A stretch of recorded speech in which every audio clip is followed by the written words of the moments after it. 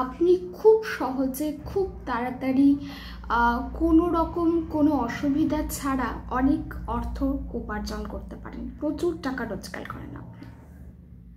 এই যে যখন আমি এই কথাটা বললাম, এই কথাটা শোনার পর অনেকের খুব ভালো লাগলো শুনে, অনেকে ভীষণ এক্সাইটেড ফিল হলেন, আবার অনেকের মনে হলো এটা আবার কী ধরনের কথা, আমার কাছে তো অর্থ এত সহজে আসে না। এইভাবে যেমন আপনি বললেন, একদম কোনো কষ্ট ছাড়াই, কোনো রকম কিছু অসুবিধা ছাড়াই অর্থ আমার কাছে চলে আসে, এটা তো হয় না। বিষয় হচ্ছে, যখন আমরা অর্থের কথা বলি বা অর্থ উপার্জনের কথা বলি, মানি যখন আসে, তখন বহু কিছু চিন্তা ভাবনা তার সঙ্গে জড়িয়ে থাকে। আজকের এই ভিডিওতে 24 ঘন্টার জন্য আপনাদেরকে একটা হোমওয়ার্ক বলা যেতে পারে বা একটা টাস্ক আমি দেব, যেটা আপনাদের করতে হবে এবং সেটা কিভাবে করবেন এবং সেই টাস্কটার সাথে আজকের এই ভিডিওটার কি সম্পর্ক সেটাও আপনারা জানতে পারবেন। বিষয় হচ্ছে, আমরা যে চিন্তাধারা বা আমরা যে বিলিফ সিস্টেম নিয়ে চলি, সেটাই আমাদেরকে আমাদের জীবন গড়তে সাহায্য করে। হয়তো অনেকেই আমার র্যাশ ভিডিওটি বা দ্রুত ইচ্ছা পূরণের বলে আমি একটি ভিডিও করেছিলাম, যেখানে আমি বুঝিয়েছিলাম যে আমরা যেটা বিশ্বাস করি বা আমরা যেটা মনে করি, আমাদের স্নায়ুতন্ত্র সেই রকম জিনিস, সেই ঘটনা, সেই কাজগুলোকে বারবার আমাদের চোখের সামনে নিয়ে আসে বা সেই ধরনের সাধনগুলোকে আমাদের জীবনে আনতে শুরু করে, কারণ আমরা ওটা বিশ্বাস করি। যা আমি বিশ্বাস করি, আমার স্নায়ুতন্ত্র সেইভাবে কিন্তু কাজ করতে শুরু করে। সেই ভিডিও ডেসক্রিপশনটাও লিঙ্কটা আমি ডেসক্রিপশনে দিয়ে দেব, যাতে আপনারা আরেকটু বৈজ্ঞানিকভাবে বুঝতে পারেন যে অ্যাকচুয়ালি কিভাবে র্যাশ কাজ করে। যেখানে আমি বলেছিলাম যে যদি আপনি 5 বার একটা কাজ করে থাকেন এবং তার মধ্যে যদি 3 বার সেটাতে সফল হন আর 2 বার যদি ব্যর্থ হয়ে থাকেন এবং সেই 2 বারের ব্যর্থতার উপরে যদি আপনার নজর থাকে খুব বেশি করে, আপনি দেখবেন তার পরবর্তীতে আপনি যখনই সেই কাজটি করতে যাবেন, অর্থাৎ 6ষ্ঠ বার বা 7ম বার যখন সেই কাজগুলি করতে যাবেন, আপনার ওই 2 বারের ব্যর্থতার কথাটাই বারবার মনে আসবে এবং আপনি বিশ্বাস করতে শুরু করবেন যে আপনি ব্যর্থ।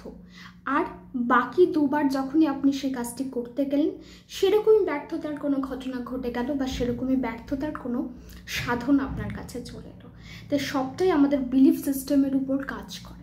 আমাদেরকে এই বিলিফ সিস্টেমটাকেই ভাঙতে হবে এবং নতুন করে করতে হবে। অনেকেই মনে করেন যে শুধু হার্ড ওয়ার্কিং, অর্থাৎ কঠোর পরিশ্রম ছাড়া অর্থ উপার্জন অসম্ভব। যদি এটাই থিওরি হয়, তাহলে বাস্তবে দেখতে গেলে যারা শ্রমিক শ্রেণীর মানুষ রয়েছেন, যারা আমাদের ঘর বাড়ি তৈরি করতে সাহায্য করছেন এবং আরও নানাবিধ কাজে যারা রয়েছেন, যারা সারা দিন ব্যাপী কাজ করেন, ফিজিক্যালি অনেক বেশি কঠোর পরিশ্রম করেন আমাদের থেকে, তাদের তো অনেক বেশি অর্থ উপার্জন করা উচিত ছিল। আসলে আমাদের বিলিফ সিস্টেমে আমরা কি ভরে রেখেছি, কি মানছি, তার মধ্যে কি চেঞ্জ দরকার, এটা কিন্তু আপনাদেরই করতে হবে। ওই কারণেই বলে প্রত্যেক দিন অন্তত আধ ঘন্টা কি 1 ঘন্টা ব্রেন স্টর্মিং করা খুব দরকার। নিজেদের চিন্তা ভাবনা, বিলিফ সিস্টেমের উপরে আঁচড় কাটা খুব দরকার। আমরা যেটা ভাবছি, যেটা বিশ্বাস করছি, আদতেই কি সেরকম, না তার মধ্যে অন্য কিছু কাজ করে বা অন্য কিছু কাজ করতে পারে। দেখুন, আমি কিন্তু একবারও বলছি না যে পরিশ্রম ছাড়াই সব কিছু সম্ভব, কিন্তু একমাত্র পরিশ্রম দিয়েই সব কিছু সম্ভব এটা আমি বলছি না। আশা করি পার্থক্যটা আপনারা বুঝতে পেরেছেন। এবার আসি, কেন আপনাদের মনে হয়, কিছু জনের মনে হয় যে অর্থ উপার্জন করাটা একটা ভীষণ বড় একটা কাজ। দেখুন, অবশ্যই অর্থ আমাদের জীবনের প্রয়োজন, অর্থ ছাড়া আমরা চলতে পারবো না, কিন্তু এই অর্থ উপার্জন করাটা যে এতটাই কঠিন, এটা আমাদের মস্তিষ্কের মধ্যে কারা এনে দিয়েছে, কিভাবে এলো? হতে পারে আমার পরিবার, আমি যেভাবে মানুষ হয়েছি, যেভাবে আর্থিক অবস্থা দেখেছি, সেখান থেকে আমার মনে হয়েছে বা সেখান থেকেই আমার বিশ্বাস জন্মেছে অর্থ উপার্জন করা কষ্টসাধ্য। সবাই সমৃদ্ধ পরিবার থেকে আসেন না, আবার সমৃদ্ধ পরিবার থেকে না এসেও নিজে অনেক বেশি সমৃদ্ধ হয়েছেন এমন উদাহরণও প্রচুর রয়েছে। তাই যারা এই কাজটা করতে পারলেন আর যারা এই কাজটা করতে পারলেন না, অর্থাৎ সমৃদ্ধ পরিবার থেকে না এসেও সমৃদ্ধ হয়ে গেলেন, আর যারা পারলেন না, দুটোর মধ্যে কিছু তো ডিফারেন্স রয়েছে, কিছু তো পার্থক্য রয়েছে তাদের চিন্তা শক্তি আর আমাদের চিন্তা শক্তির মধ্যে। এই চিন্তা শক্তির পার্থক্যটাই খোঁজাতে হবে বা এখানেই কাজ করতে হবে। যখনই অর্থের কথা ওঠে তখনই আমাদের মধ্যে আমাদের পারিপার্শ্বিক অবস্থা, আমরা যেভাবে মানুষ হয়েছি সেই অবস্থা, সব কিছুকে মিলিয়ে আমাদের র্যাস অর্থাৎ আমাদের স্নায়ুতন্ত্র, আমাদের মধ্যে যে বিশ্বাস গড়ে উঠেছে বা গড়ে তুলেছে, সেগুলোর মধ্যে কিছু কিছু আমি বলছি। দেখুন, প্রথম একটা হতে পারে যে মনে হয় অর্থ উপার্জন করা ভীষণ কঠিন ব্যাপার, অর্থ উপার্জন করতে গেলে প্রচুর পরিশ্রম করতে হয়, তাছাড়া অর্থ উপার্জন করা যায় না। তাহলে প্রথমে একটা বড় সড়ো কিন্তু ব্লকেজ। দ্বিতীয়, অর্থ সবার কাছে আসলেও আমার কাছে আসে না। তৃতীয়, এটা তো খুব সাধারণ, খুব কমন, আমি রোজগার করি কিন্তু যা রোজগার করি তার থেকে অনেক বেশি ব্যয় হয়ে যায়, টাকা আসে কিন্তু টাকা থাকে না। আবার অনেকের একটা ধারণা যে এত টাকাই রোজগার করা সম্ভব, তার বেশি নয়। অনেকের হতে পারে 20,000 টাকাই রোজগার করা সম্ভব, তার বেশি রোজগার করা সম্ভব নয়। অনেকে এটা করতে পারেন যে তার জন্য হয়তো প্রত্যেকের এই ধারণা আলাদা আলাদা, কেউ 30,000 ভাবেন, কেউ 50,000 ভাবেন, এটা যার যার ভাবার উপর নির্ভর করছে। আবার অনেকের কাছে মনে হয় যে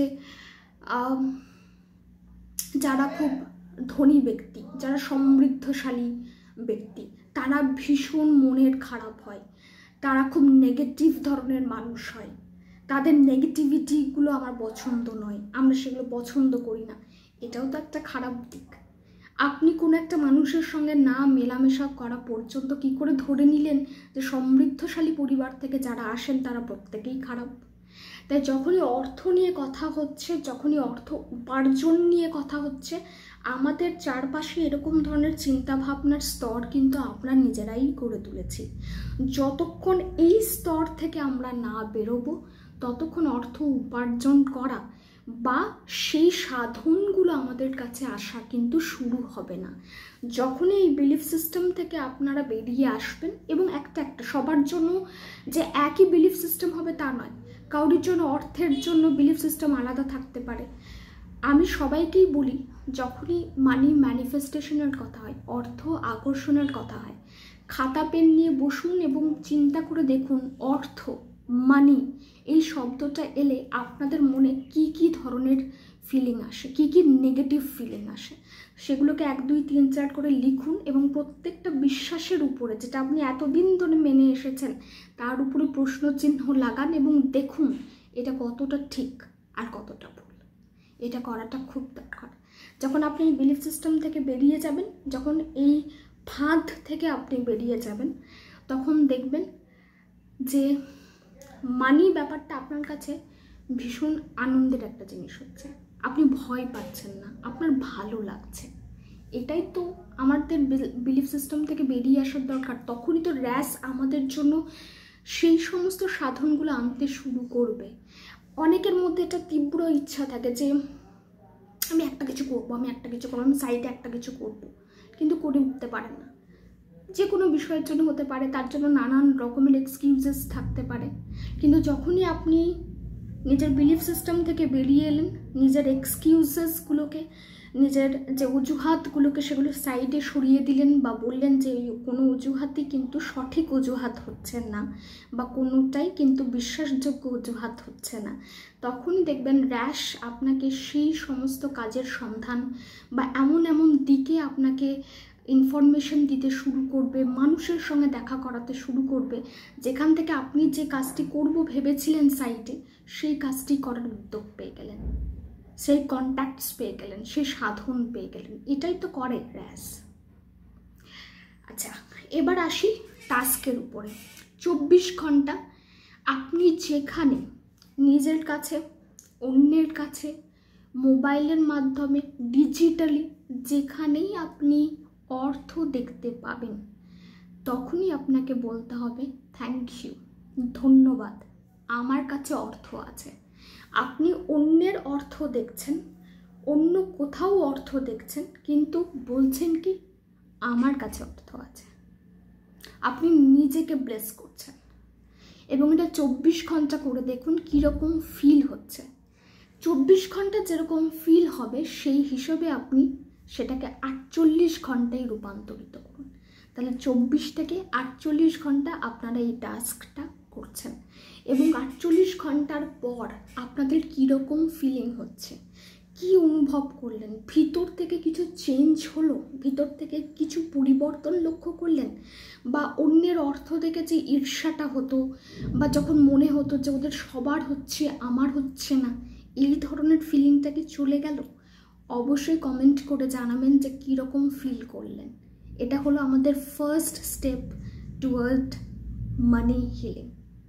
সবাই ভালো থাকবেন, সুস্থ থাকবেন, এবং যারা পার্সোনাল কনসালটেন্সি নাম্বার জিজ্ঞেস করছিলেন জানিয়ে রাখি, কমেন্ট বক্স বা ডেসক্রিপশন বক্সে আপনারা পেয়ে যাবেন। সবাই ভালো থাকুন, সুস্থ থাকুন, ইজি সমাধান চ্যানেলের সঙ্গে যুক্ত থাকুন।